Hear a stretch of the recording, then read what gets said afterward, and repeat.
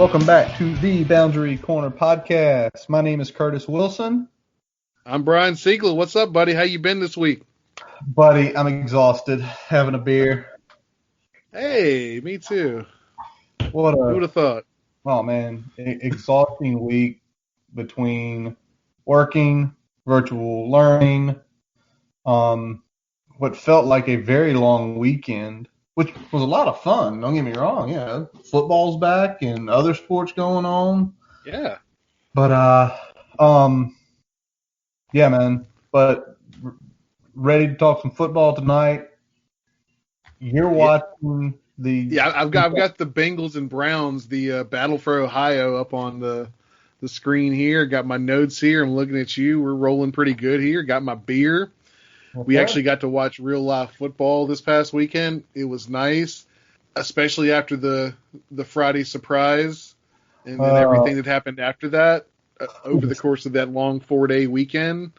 It was definitely nice to have something to kind of distract you from some of the sadness there. Well, you had something to distract you. Your fantasy team winning. My fantasy team. You know, I texted you and all the people we play with. I would have beat everybody but 4 people this week, and I wind up losing fantasy. It's a 14-team league, so it's a little something to brag about there. It's angry though. It's like that. You get a little pissed off. Me and you always talk about it. We always look at our weekly scores. If we lose, we're like, "Are you serious? 2 people in the league would have beat me, and I had to play one of them? Are you kidding me?" The weeks it's like everybody would have beat me. Well, I deserve to lose. But yeah. And then occasionally you get one where you drop out like a 98 burger, but you still pull out the win. You're like, oh yes, oh yeah, I did that. Oh, but as Brian said, a lot of news going on with the Hokies. A lot of news in general in college football. So we are going to waste no time. We're going to get right to it. I did not think over the weekend, Brian, that the story that broke at the end of last week would not be our first story, but unfortunately it's not. As it came out, Devon Hunter arrested, suspended indefinitely off the team, charged with a Class 6 felony strangulation and a Class 1 misdemeanor assault against a family member.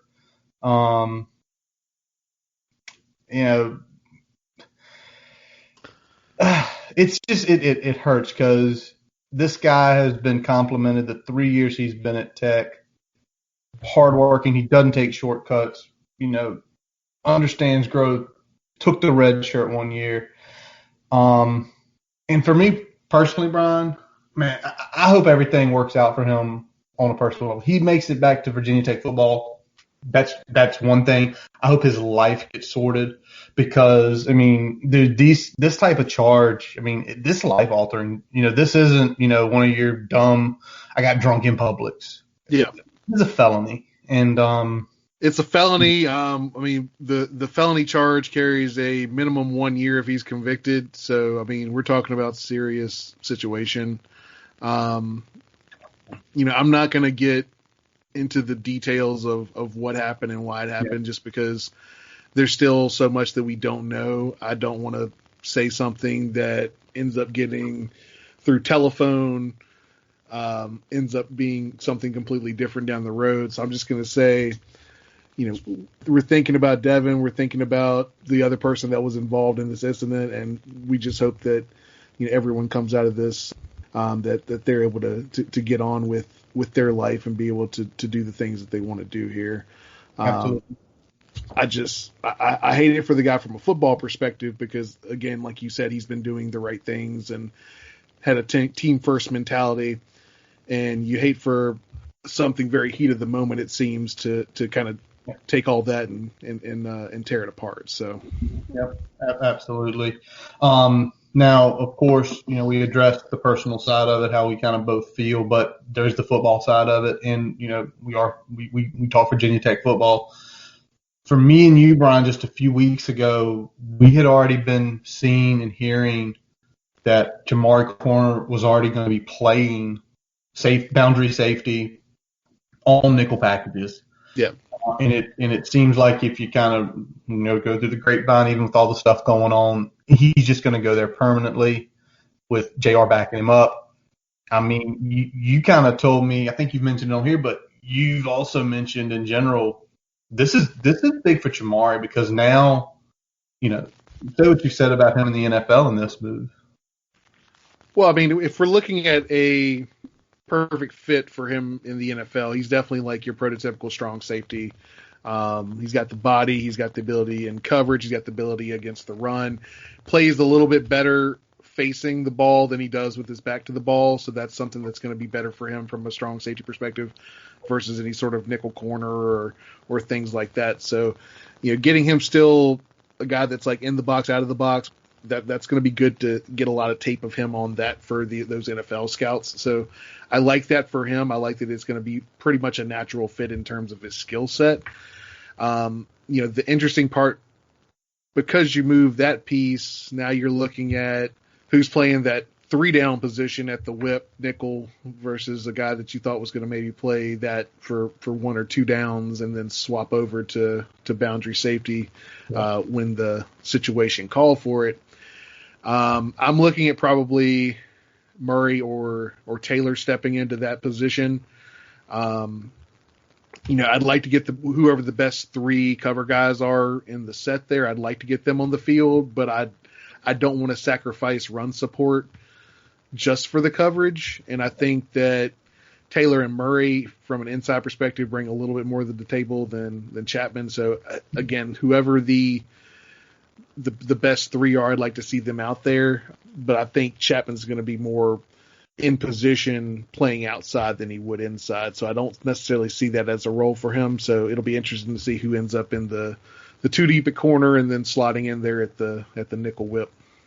It's true, man. But the other piece will kind of be interesting when we play, your Pitts, your Notre Dames, is who's going to more play the true nickel linebacker position, as Chamari did. The one upside to him is sometimes you never had to change the defense because Chamari was good enough in coverage to where you didn't have to truly put that third corner. I know me and you talked about we'd like to see the third corner more because we feel like we got exposed occasionally for Chamari's. If you go with his spectrum, what he's great at, what he's just good to average at, it was more of the coverage stuff. So I'm wondering if have they been potentially working in, Tisdale? Are there guys, are they looking what they did with Daddy for a while with maybe Amari Barno? You remember those first couple of years with Daddy, he would essentially just, wherever the tight end wasn't, he would go there. Yeah. And even if they shifted it to him, it would be fine, but they were giving, as you've told me before, when they motion, they're showing you something in their card just while they're motioning that tight end towards him. So it will be really interesting. And what would probably have been interesting, Brian, would be 2 days from now if we'd be playing a game. But unfortunately, we are not. We're not playing a game. Down. The Rona got us, man. The Rona got us. Got us. Me and you, watching the rumblings had started some days before the 12th, but finally it was officially announced. It had severely affected the program to a point we couldn't play. Dr. Mark Rogers essentially made that ultimate call that we would not be playing. And we'd had the news conference last Saturday, and basically about the safety, the physical, the mental well-being is the top priority, and of the players. And we agree with this. And when you start seeing potentially the numbers where it was like maybe 35 to 40 guys at practice, and usually you're looking at over 100, including the walk-ons, it had to be done. And it stinks. And it stinks that the game that was supposed to be this weekend is one that we all were getting hyped for. But, it had to be done. It did. And, anyone following this story and any major news outlet is going to know how much crap Virginia Tech has gotten about making this decision. But at the end of the day, if you've only got 50 people that you can roll out in a game and half of them are not your starting lineup and some of them haven't taken enough meaningful snaps where it is quite literally safe to put them on the field. Yeah. That's a problem. That's a problem that you can't just address and say, oh yeah, well we're going to throw one starter, two backups, and two walk-ons at offensive line and call it a day, and then hope your quarterback doesn't get killed in the first quarter of the game. You're not going to do that. Yeah, nobody's going to do that, and that's why there's some of the protocols about having at least 50, and then the amount of offensive linemen and the amount of defensive linemen. And although the ACC, I don't think they've released it, there's a certain specific. I know the 53, 55 is like the set number. Like if you don't have this many people, that's the number, and you have to have a minimum of 7 scholarship offensive linemen to play a game. And I think 4 scholarship defensive linemen, right? Yes, correct. So, it makes, it sucks, but it had to be done. Now, I think, there's rumors flying around of who actually has it, who doesn't. And I personally don't want to get into that. That is those guys' personal business. But just to feel, Brian, how do you think we have, a quarter of the team that's contracted, or do you think we're at a lower number? I think we're at a lower number because I think if you looked at not only the ACC guidelines that are in line with the CDC for contact tracing and positive in terms of the number of days you have to sit out, the contact tracing in that language is actually left up to the state and locality, and the region and then the state in general is strenuous relative to some of our neighbors and some of our ACC states, as you would guess here. So I'm thinking that contact tracing is what is taking out probably a good 65 to 70% of the guys that are missing practice here. So you're talking about maybe, 5 or 6 maybe positives on the team, but that's taking out another 25 or 30 players due to contact tracing and everything else. So, yeah, and that's the piece that is seemingly getting more teams right now than anything. I mean, because these guys, they live together, they eat together, they practice together, they have classes together, which kind of begs the question, and I mean, you kind of hit on it today, is why aren't we doing daily tests? The rapid response tests are out there are almost 99.6.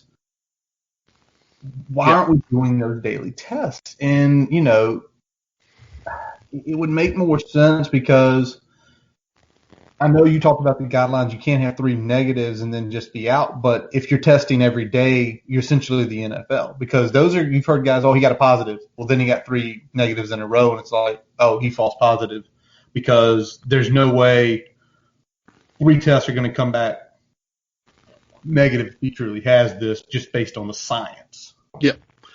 And, it's another thing when we're talking about the contact tracing and then looking at the rapid test, you decrease the footprint of that contact tracing significantly when you're only talking about a 24-hour period versus, 48, 72, sometimes, even more than that, maybe 96 hours between, your last test or your last screening and then the one that you're getting at the start of the week. So yeah, I think that's something that's going to benefit us. I don't understand why more teams are not adopting it. Because it does, I know it's costly and I know that's probably the biggest aspect of it at this point, but you would think the ACC would be in a position where they could leverage, their position to get those tests to their member institutions. Yeah, absolutely right, man. Now, good news is basically what we're seeing and what we're reading and what the reports are coming out is starting on Tuesday, and it seems like every day it's more and more, and we're getting guys back out of quarantine, which is good because, if it keeps trending this way into Saturday, we're playing next week. Unless there's a massive freaking outbreak, which right now you kind of don't see that happening. Just in Montgomery County, just a couple of days ago, compared to what it was 3 weeks ago, it went from like 11% positive to back under 6. So it spiked good, and now it's starting to taper off, and hopefully it levels out somewhere at or below 3%, because I think if we're in that range, we're probably doing okay. Yeah, absolutely.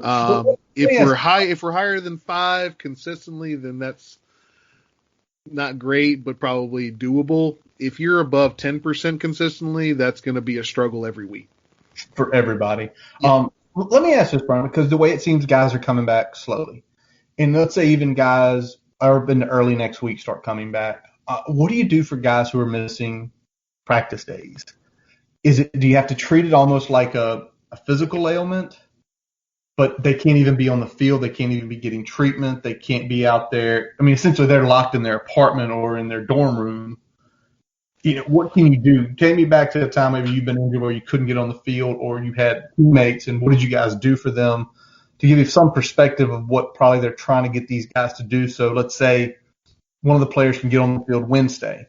Well, Wednesday's practice day, walkthrough Thursday, final walkthrough Friday.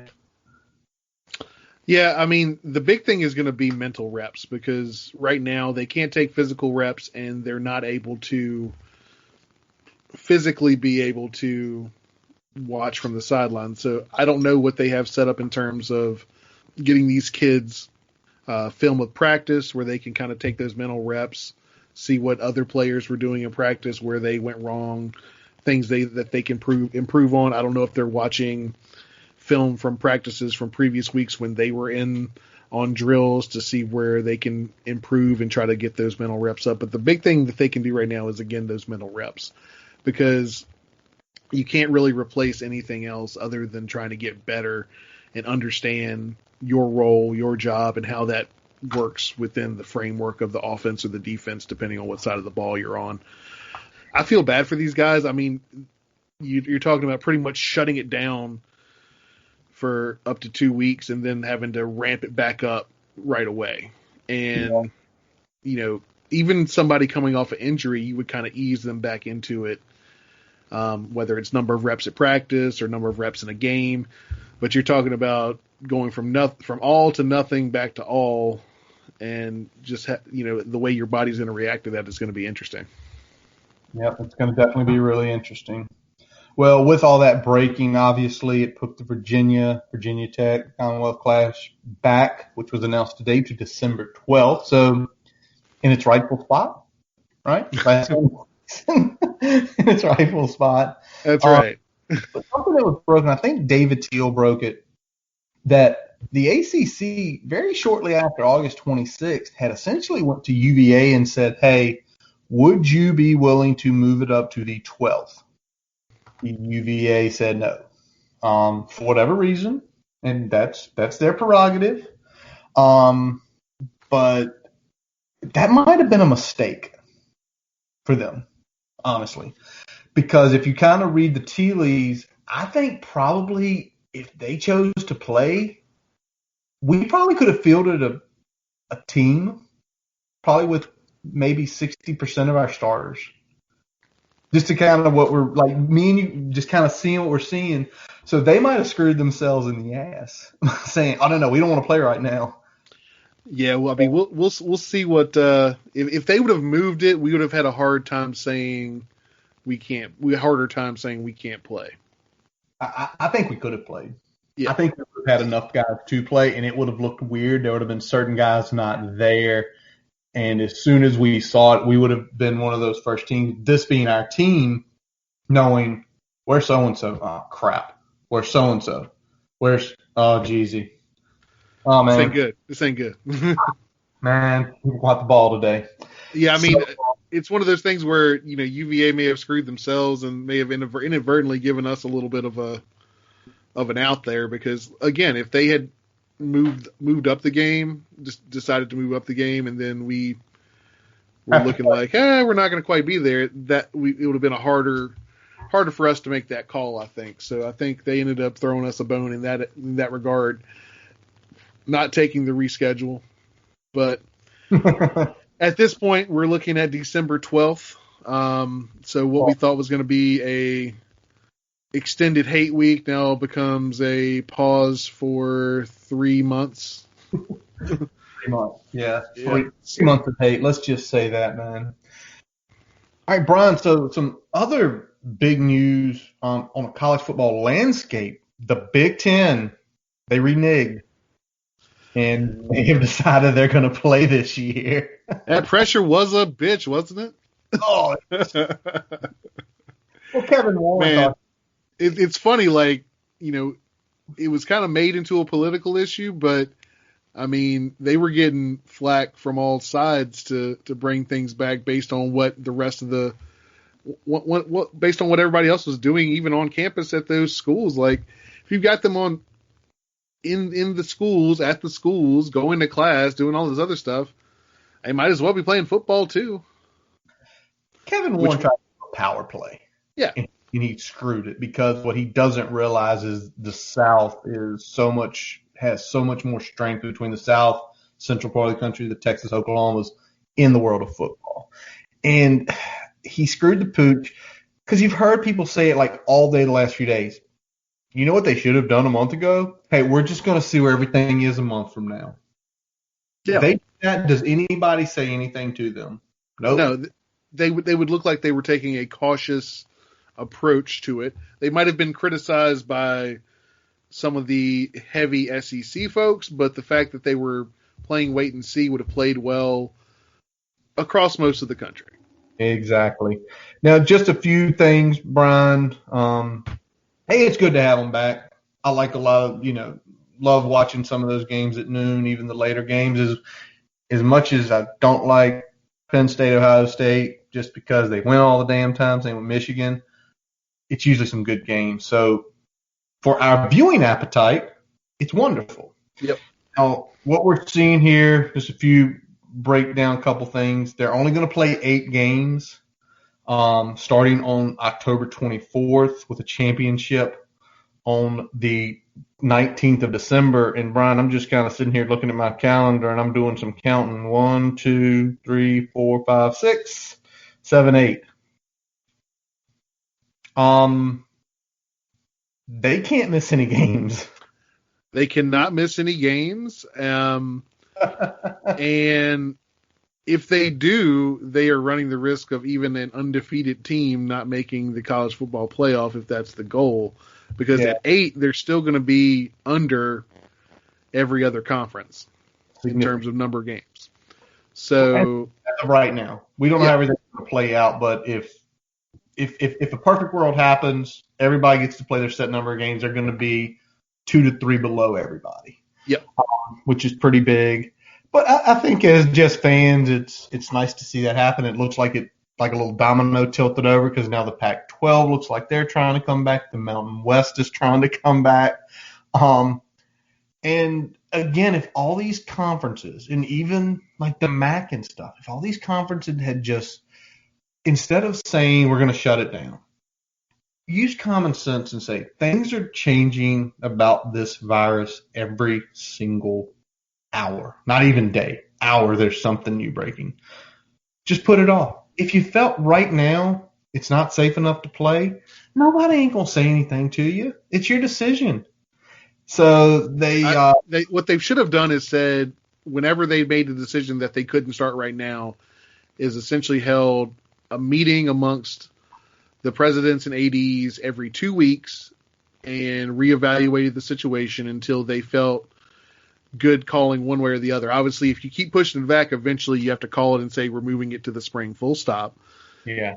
Which is pretty much in any time you're starting after the middle of October or late October, you're saying you have to push it back to the fall. I mean, to the spring full stop.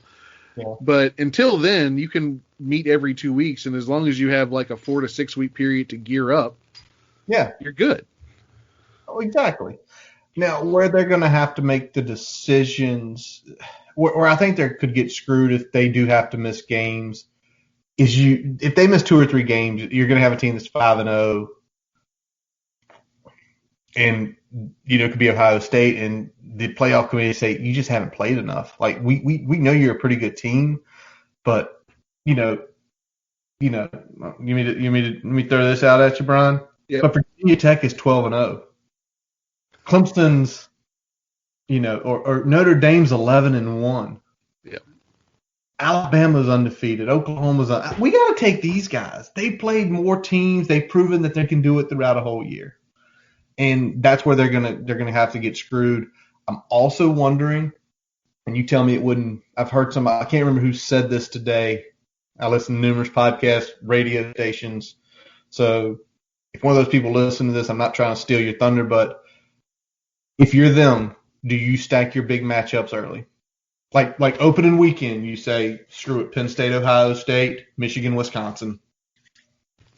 In the effort to get them out of the way while you're still got a little control of things? Well, like, for example, let's say Penn State runs and plays Michigan, Wisconsin, Minnesota, and they go 5-0 or 6-0, and then things get canceled on the back end. At least you can say, hey, we played really good teams and beat them all. It's true. It's true. Yeah, I mean, I get what you're saying there.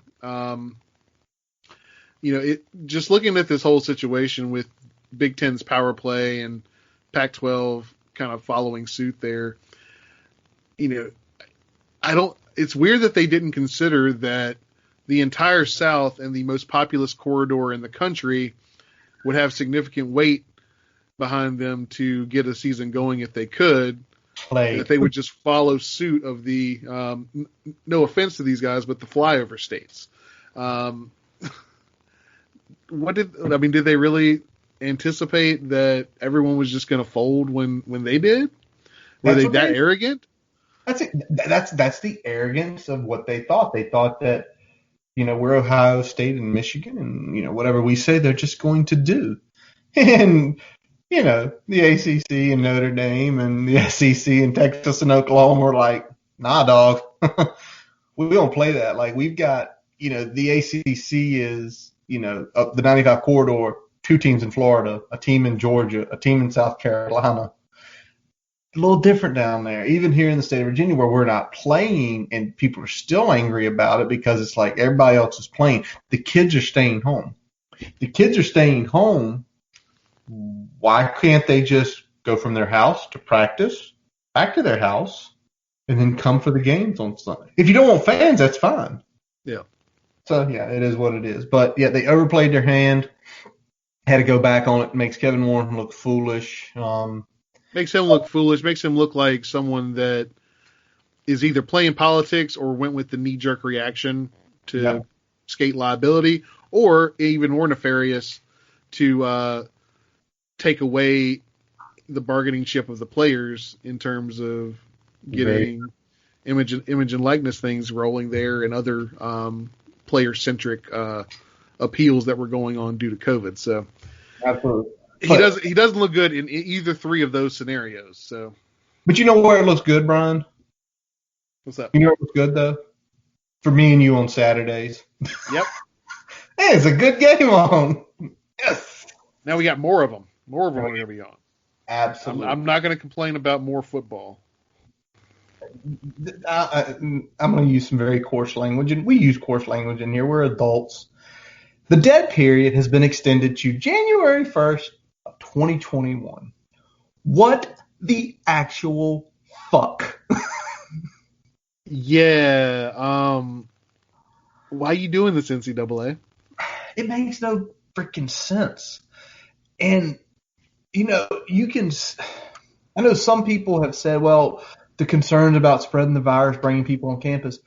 Trust me. Trust us. If people were going to those schools, they were probably going to be tested and quarantined. Like, listen, you need to get in Thursday. We're going to test you Thursday. We're going to test you Friday. We're going to rapid test you Saturday. If you test positive in your hotel room 3 straight days, then you can, or negative 3 straight days, then you can come to campus. I don't know the play in this. Most of these kids are going to school virtually right now, so it's not like even a scheduling situation. We're looking at this situation where you got all these kids on campus, you got all these kids coming from around the country, but you don't want to have, a handful of kids from Delray Beach come up for, a day and a half, 2 days, under pretty much a situation where they're not, going to be going into the buildings like they would under a normal visit, I would imagine. Anyway, I'm sure that this will be a highly modified campus visit compared to what a typical official visit would be anyway. But now you've got the dead period pushed past the early signing period, so I'm not sure what that's even going to look like at this point. Like, is there even going to be the expectation, like it normally is, of verbals that haven't had official visits to sign on early signing day? Like, what's that? What are the ramifications of the dead period being pushed to January 1? Well, the ramifications are also this. If some of those kids start decommitting and don't sign the dotted line, who's to say they're ever going to actually make it to campus? Yeah. I mean, because the signing day is only 6 weeks after. That's not a lot of time. No. So I honestly don't get it. I think I personally feel good about our class. There is, a few guys out there, you want to get in, you want to get on the boat. There's a couple guys out there I'm sure we're still pushing like crazy for. I think there's a couple of guys we're probably pushing to flip. So, I mean, that'll be interesting to see.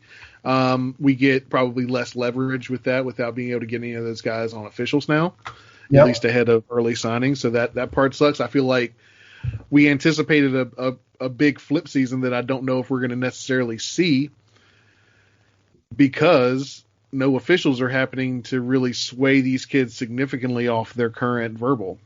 Well, who I feel really sorry for, and we've got a couple that haven't come down. I don't think Trey Curry ever has come, but it seems like a couple tweets and stuff from him over the last month seems like he's probably pretty much in. Yeah, seems like he's shut it down. Anybody coming at him, he's been shutting down, so that's a good sign.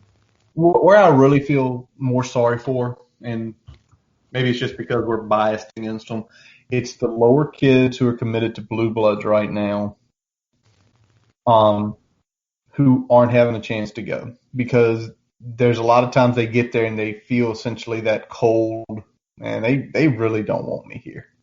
They're almost negatively recruiting me to get out of my verbal. They're mad that I've got a place in the boat right now, and they're not. I mean, some of them will outright just push them out, and some of them will be like cold shoulder to the point where they start to reconsider their commitment. So you see it like a few weeks after an official, they decommitted. Like, oh, that's not great. So yeah, but so yeah, NCAA. I don't know why you're doing this. If anything, it should be we're going to have state guidelines open because the honest truth, do you think the coaches want any kid potentially from out of town coming out with potentially corona? No. Good Lord, they're control freaks anyway. Put this element in there and say, Can I tell you why the NCAA is making this call? Why? Because they are not willing to risk liability. It's the only way you can potentially think, even though you feel like it would be the university itself. The university itself is responsible for that, not the NCAA. NCAA to me is just handcuffing people. The NCAA is like they always do, is that they understep the things that they should be handling and overstep the things that they have really no business governing. Wait a minute, Brian. Like, wait a second. In 5 months, should we have come up with corona guidelines, rosters, how many people, percentage? Yeah, that would be really good. No, we're not going to do that. No. We're not going to touch that. Okay, then what are you going to do? No official visits until January. That it? Yeah, pretty much. That's all we're doing for you. Again, what the actual fuck. All right. So, Brian, as you mentioned, and we mentioned at the beginning of the show, there was actually games last week. And real actual football. Real actual games that counted. And me and you kind of discussed, and we were like, we watched some of the games, highlights, looked at stat lines, read some reportings, and we're going to look at four future opponents for the Hokies that played what we feel like they played good enough teams where you could get something off of it. So we are leaving off Pitt. They played Austin Peay. Austin Peay's a FCS school. We're not going to count that. So let's start with this. Last Thursday night, we were here sipping on some brews. You had your command center up. I had the cave here rolling, and we were watching Miami. Yep. Brian, as we were sitting here watching, we're sitting here joking, and we just look at each other and we're like, that offensive line is still horrible. Yes, they are. They are bad.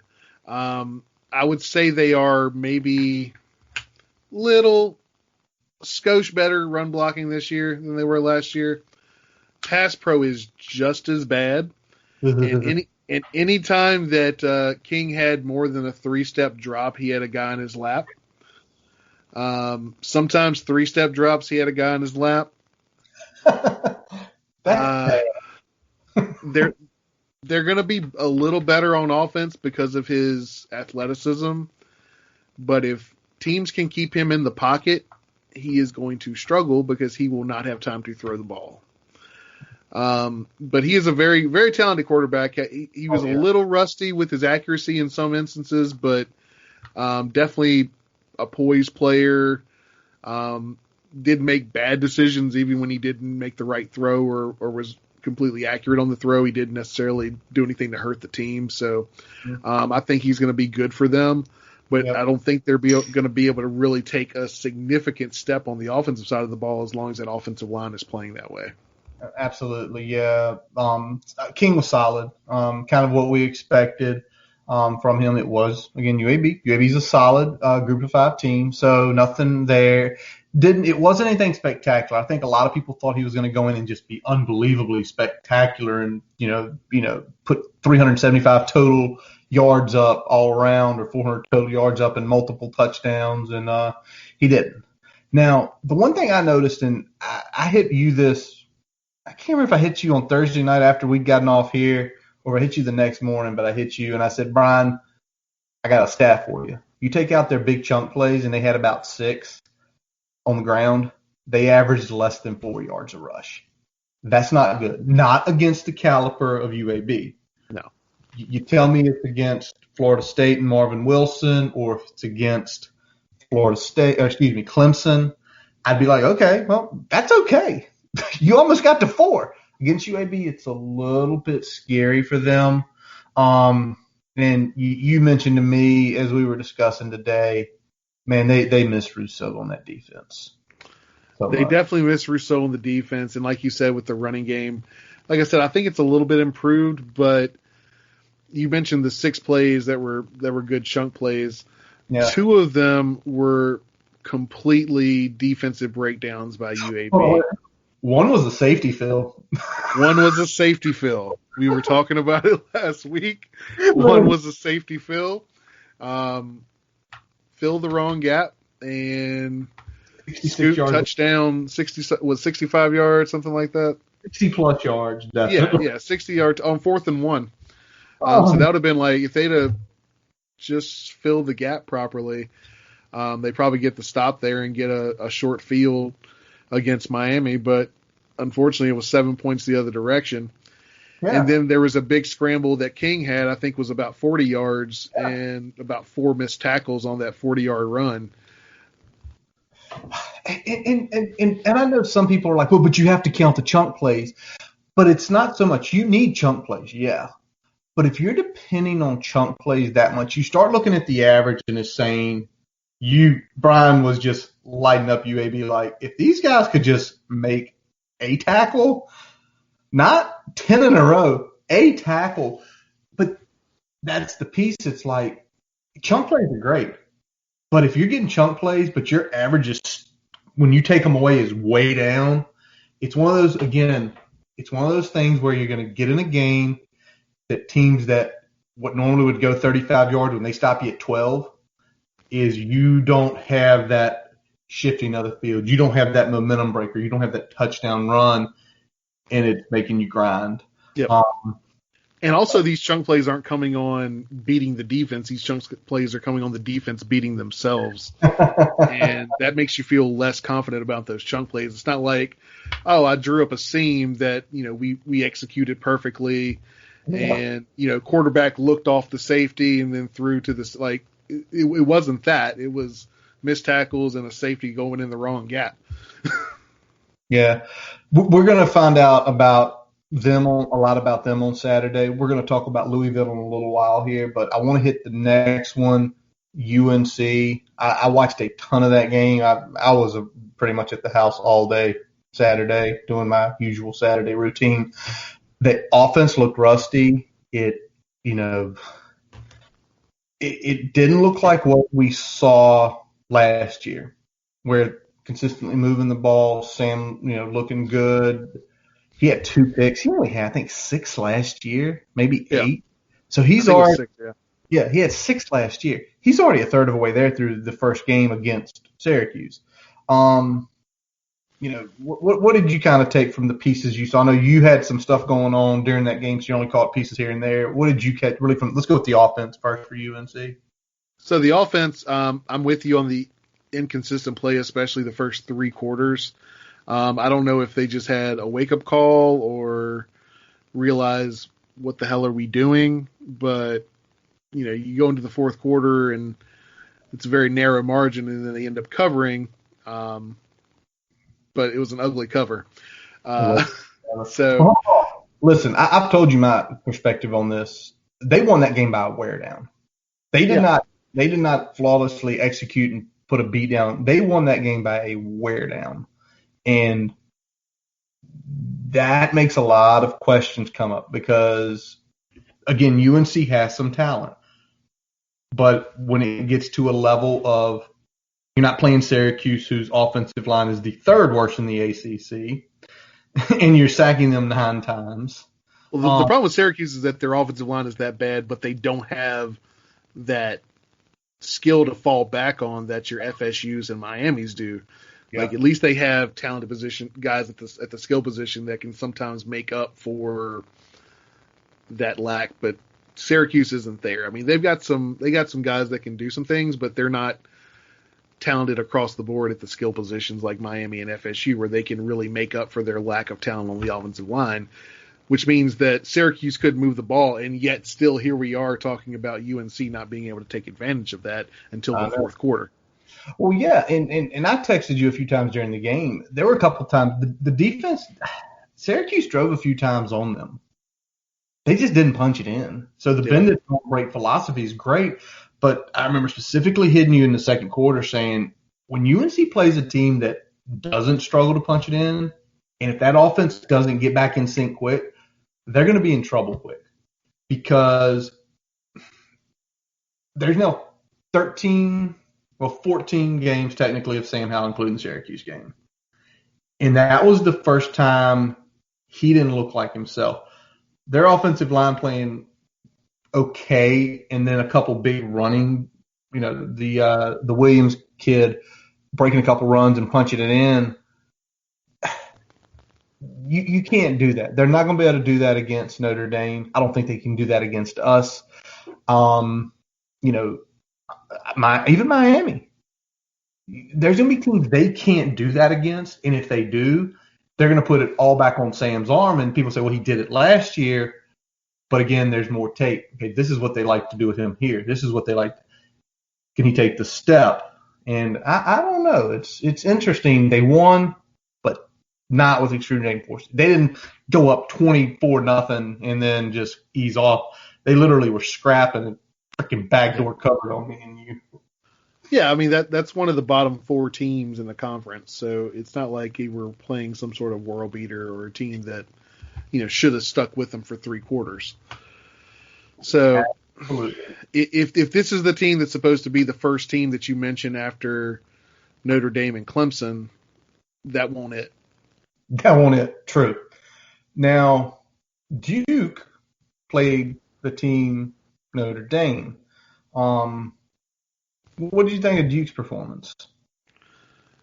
Duke did kind of what I expected them to, but they hung in there longer than I expected them to. So Duke, I mean, Cutcliffe, he's a great coach. He prepares them well. They always have a good game plan, and they always execute well. They usually are just they can't match up with teams in the ACC talent for talent, so they try to out execute you and out game plan you.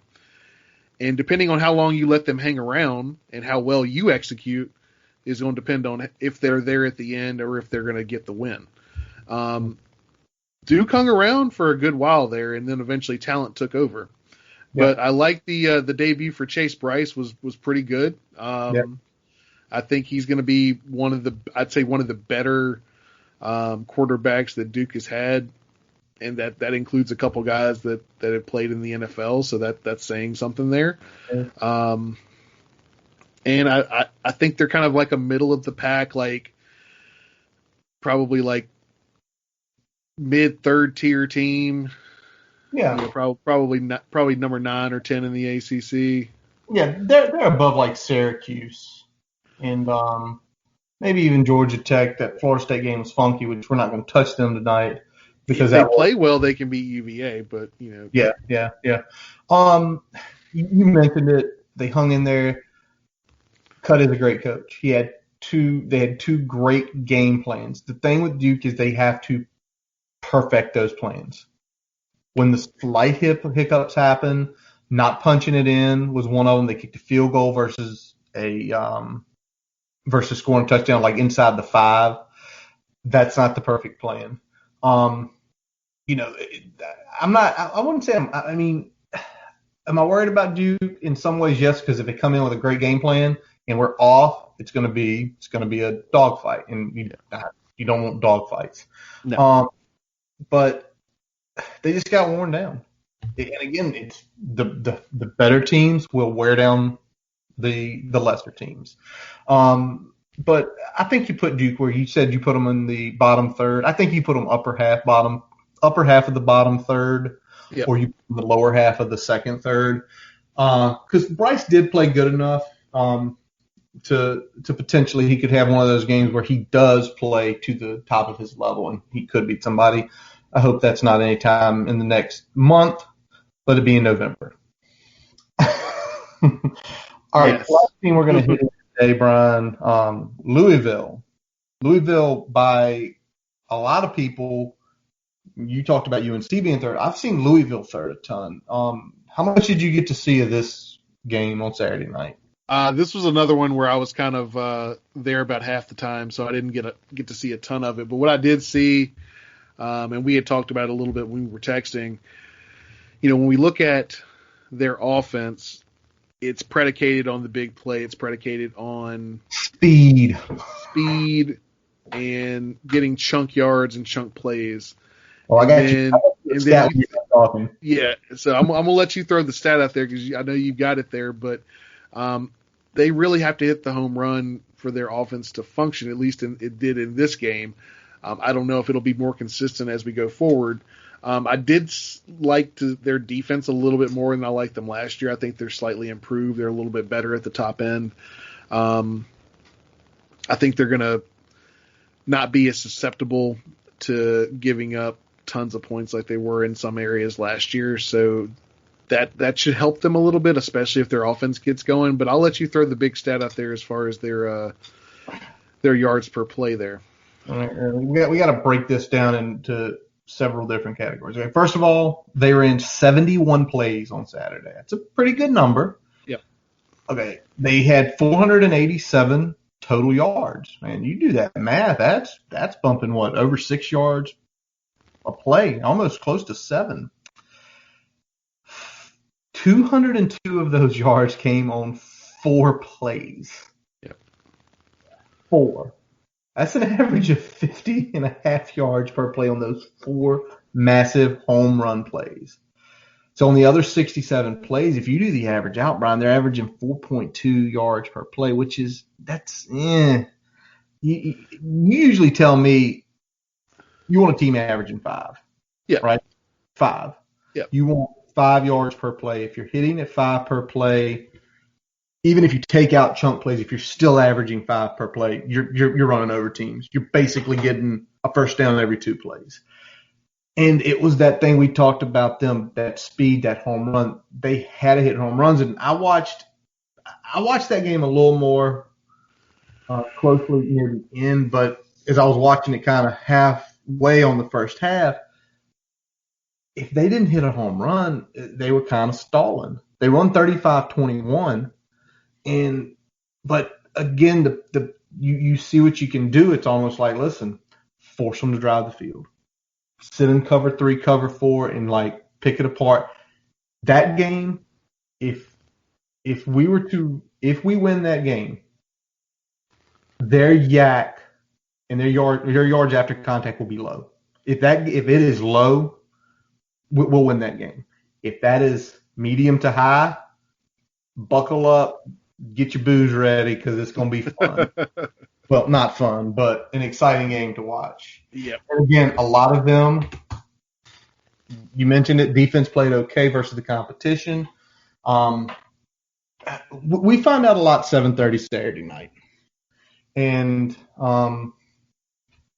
it's going to be interesting to see how Miami and Louisville play each other. We are going to probably we're going to pick that one here in just a few minutes, Brian.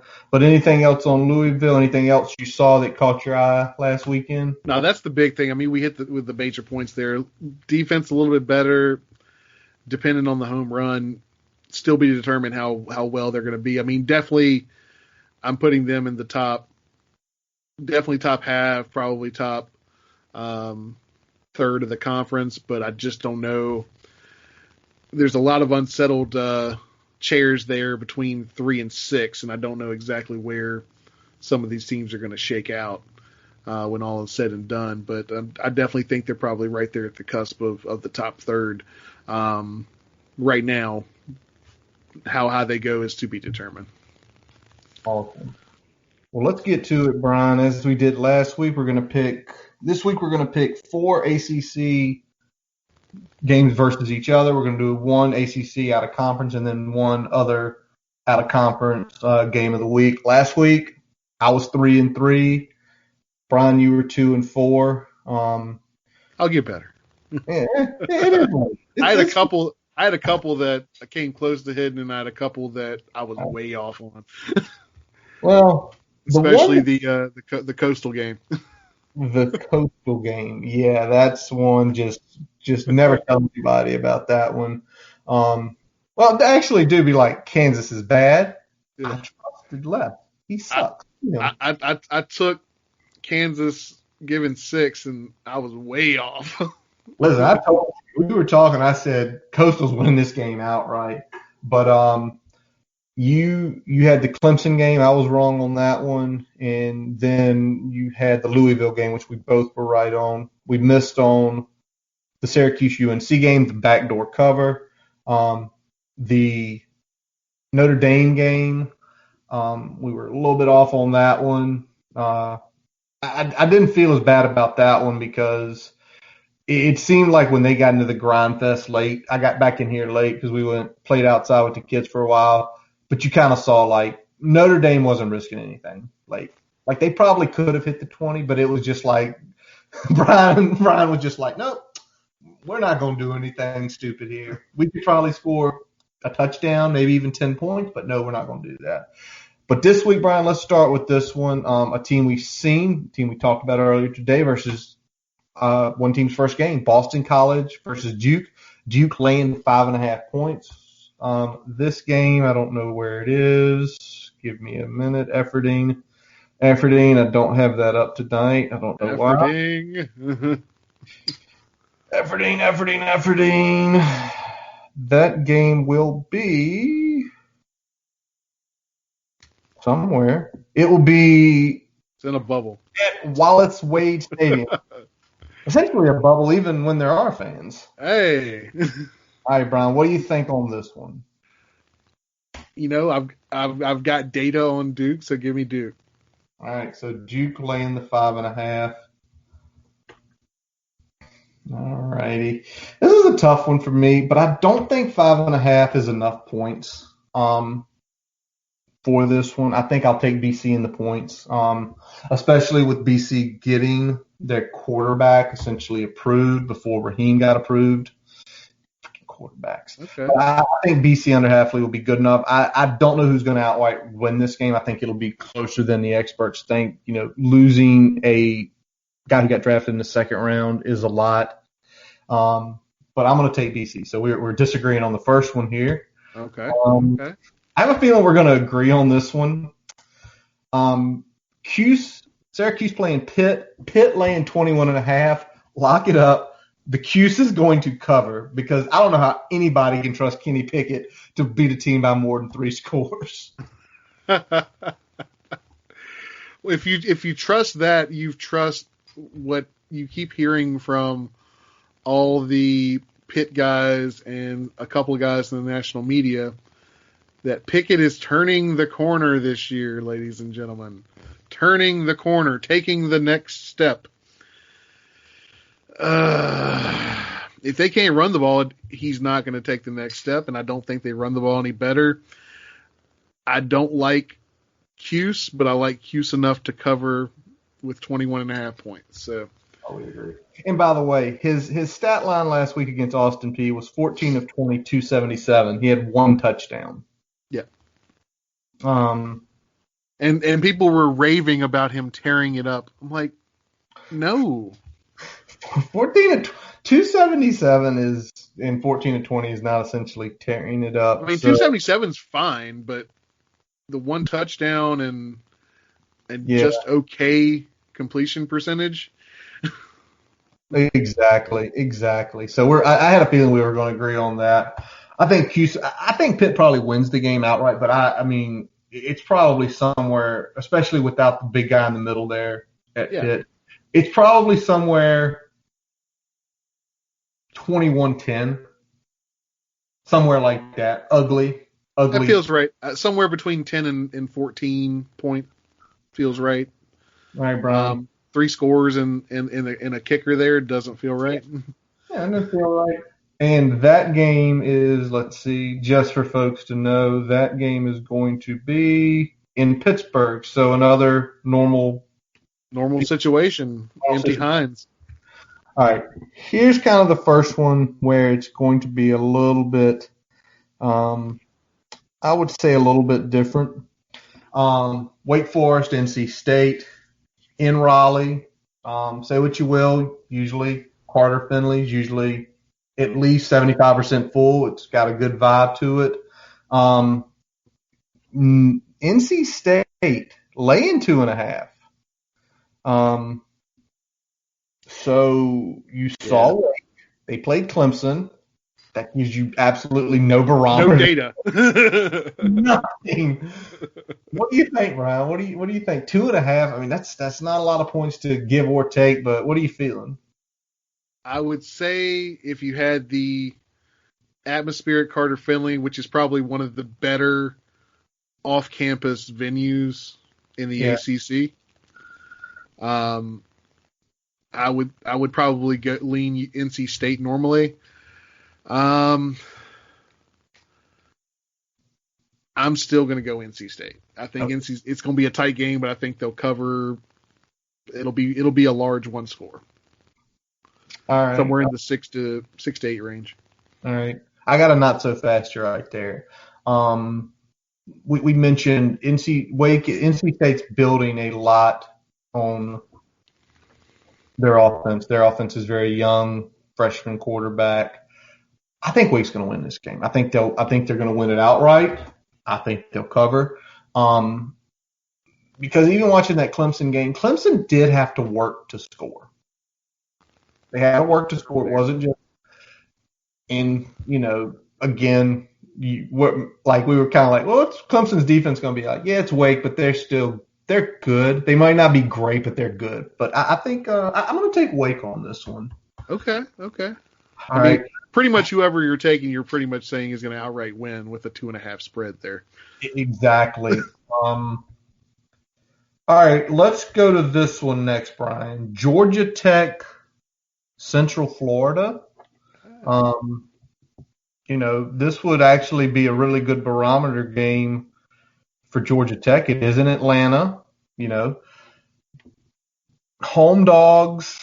What do you think, Brian? Actually, I'll take this one, Brian, first. All right, lead off. I'll lead this one. As nice as it was for the Georgia Tech win last week, I still don't think they're all there. Even though with the questions UCF has at quarterback, I still think they're a good enough composed team that they can go into Atlanta and win by more than a touchdown. probably somewhere 24-14 range. I think you definitely saw Georgia Tech. It ain't there offensively yet. The defense is okay. So I'm going to take UCF. I'll lay the 7.5. What about you? Not so fast, my friend. Not All so right. fast. I'm not so sure about what UCF's got at quarterback. I've liked what I've seen from Georgia Tech. They are playing at home. I know that doesn't matter as much as it normally does, but I think it's going to matter just enough. And I think that we're going to see a Georgia Tech team that looked good out the gate and probably looks even a little bit better in game 2. Now that they've knocked some rust off. So I'm going to take Georgia Tech. I can't believe I'm saying it. Georgia Tech. You weren't with them last week like me. You're getting on board this week with them. So yeah, and it could be. I just feel like UCF just having multiple years. I know some guys opted out, but I just don't think it's enough. And I think you dropped me. You did watch a lot of the Georgia Tech FSU game, and you said that bleeping delay. Because I think you probably thought FSU wins by more than 10 points if there's no weather delay for like 2.5 hours. Hey, I was good with it because after playing outside with the kids, I come in and I still had 3/4 of a game to watch. That's right. Yeah, you didn't hardly miss anything. I didn't miss anything. All right, let's go to this one. Let's go to the out of conference. We are holding the big one for last. Houston Baylor. Let's go down to Texas at the school that tried to woo our current head coach. This one obviously is going to be at Baylor in Waco. Not sure if they're having fans there. This is going to be a high noon kick, which is very nice. Got several good high noon games going on. Baylor is laying 4.5. Yeah, as far as the fans, I think Texas has been weird where like they're almost like fully operational for day-to-day stuff, but large venues have been still kind of on lockdown, if I'm not mistaken. I could be wrong. But I think that was my recollection. So hold on. This was, let's see. They're not going to allow tailgating, but let's see. It looks like as of a few weeks ago, they were going to allow about 10,000 people in that stadium. Okay. So 10,000. Okay. Not terrible. Yeah, that's not terrible, but probably on the lower end of what a lot of the stadiums that are allowing fans are doing. Especially, yeah. I'm not sure what their capacity is. I think it's probably about the same as Lane, maybe a little under. A little under. I think they're like 50. I think this is close to like 20% for them. They're a little under. It's an awesome stadium. You've seen the last few years with Matt Rule there. Yeah. You know, they've had some Saturday night games. It definitely gets loud. It definitely gets pumped. So definitely an advantage for them. Probably, maybe this is why this line's only 4.5, is they're counting maybe 2 to 3 points for that home advantage. But you want me to go first on this one? Usually, I led with UCF, and I'll lead with the last one. I'm gonna go Baylor, and just I was honestly in a toss up when I was looking at this, but I'm gonna go Baylor. I think the home advantage is going to be just enough to push them over the edge there. Obviously, both of these teams have a little bit of a question mark coming into the season, but they both are bringing back a good amount of talent as well. So it should be a dogfight. I think Baylor wins by a touchdown late. So that's what I got. Late. Over under net game is 62. So, you know, looking at it, they're saying this game's going to be in the low 30s, which makes sense for both these teams. I'm kind of torn on this one because last year, you know, the reason De'Aaron King essentially left is Holgorsen. I don't know. How do you tank a college season? I mean, everybody's still trying to figure that out. That he had a bunch of freshmen. He's like, you're not going to play, and we're going to lose games this year.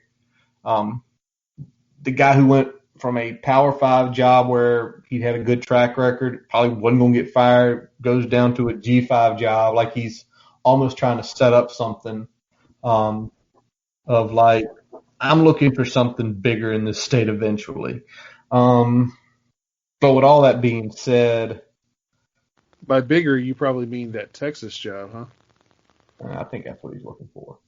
I truly do. I think he feels like if what's his name in the next 2 years, definitely the next 2 years, why can't I think of the guy's Herman. name? Yeah, Tommy Herman. If Tom Herman can't do it and I can get Houston going okay, they might come visit me because I did have success at a P5 program before. I know the area, being being offensive coordinator in that conference. So I'm gonna not so fast and go Houston. Okay. Um, and I say that because I think Holgerson's a good enough coach to have been there. I think he knows what he has. Where Dave Aranda's coming in out of LSU, taking over for Rule. I know Charlie Brewer's still there. And I know there's a soft spot in some Virginia Tech fans' heart for the Brewer family. Other folks, there's not a soft spot for Michael Brewer. I think Holgerson can at least cover it. I don't know if they'll win. I think it will be. I think it's going to be a fun game to watch at noon on Saturday. I got a haircut at 11. I'm hoping I can make it back as the game kicks off. So I'll take Houston. I'll one off you there. Okay.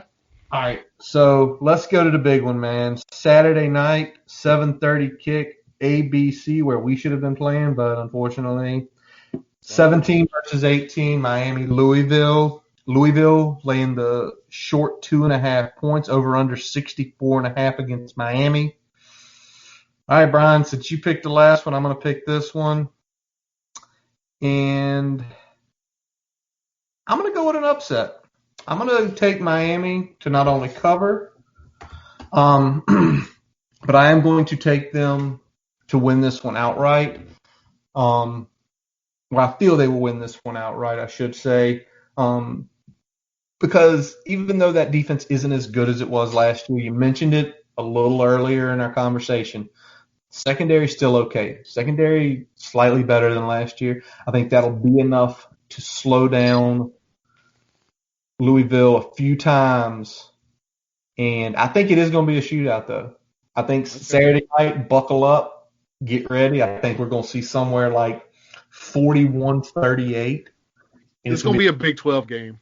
It is, and it's going to be fun. It's going to be a fun game to watch. It's going to be a Big 12 game. You're going to see a lot of offense, and if you see good defensive play, it's probably going to be on forcing turnovers and not a ton of 3-and-outs and things like that. So I think. What you feel? Oh man, give me Louisville. Okay. Give me Louisville. Big play central, man. Big play central. Big play central. At 2.5, it's a pick 'em anyway. So give me Louisville here. It really is. I mean, it could be at one point. Louisville could win by 3, and you still cover it. But it's going to be a tight game. I think we both feel that. They both have those home run potentials. How about this? Even though I'm saying Miami to win, that's my feel. We're going to do the chunk play reverse and say whoever's averaging better, less chunk plays is going to win this game. Yeah, I'll go with that for sure. Saturday night, probably 10:30, 11. You'll be a few beers in, and we'll be sitting there saying, okay, do the math. Yep, look at that. There's a half to a quarter yard differential. Now, speaking of Saturday, Brian, speaking of Saturday night, I got a question. Yep. What you got? What you smoking, Sieg? All right. So this weekend on the smoker, the game plan, barbecue chili. Ooh. We're going to do a chuck roast and a pork butt. Oh, man. We're going to shred up about a third of that butt, put that in the chili, then cube up that chuck roast, throw that in there too. So give it a little bit of different texture between the two meats, give it a little smokiness, a little beef, a little pork, and then all the good things that that go in a chili as well. So now, are you doing that Saturday? Because I know you usually do spreads for both days. So is that your Saturday or is that your Sunday spread? That's my entire weekend. I'm gonna make so stinking much, and let me tell you something, brother. This weekend is going to be the perfect weather for it. The 66 high on Saturday, the 64 high on Sunday. Oh, yes. 40s. This was planned, man. I talked about 2 weeks ago. I was like, I was like, honey, the first weekend, there's a day below 75 is the high. I'm making chili. And she's like, all right, book it. I was like, okay, there we go. So here we are. We're here, and I'm bringing it to fruition. And I'm gonna say this: I've never had this chili. I know I have had your Oktoberfest chili. Yes. Oh, buddy. Can you like FedEx that with like some frozen? Meet somewhere be like random creepers like meeting in the parking lot somewhere between here and Mechanicsville, like down the city. You got it. I gotta start selling that shit like churches sell Brunswicks too. Exactly. All right. Well, that sounds awesome. I cannot wait. Brian, do share these pictures with the folks of what you're doing, because I think some people will then be asking you for your recipes. Oh. But I don't think anything else is broken. He'd come back and beat the Celtics 106-101. What's going on with the football game on your end? Head and a half, man. It is 21-13 Browns. A lot more offense than we expected. And Odell scored a touchdown. He's on my bench in the league. Son of a bitch. Right. I quit fantasy. All right. Well, folks, that's going to wrap up this episode of the Boundary Corner Podcast. My name is Curtis Wilson. I'm Brian Siegler. Follow us on Twitter, Facebook. Subscribe for the podcast on your favorite sources, including Spotify and Apple Podcasts. As always, we let our buddy Jason Long play us out. Catch him on Spotify and Apple Music. We thank you for always listening. And as always, let's go. Hokies.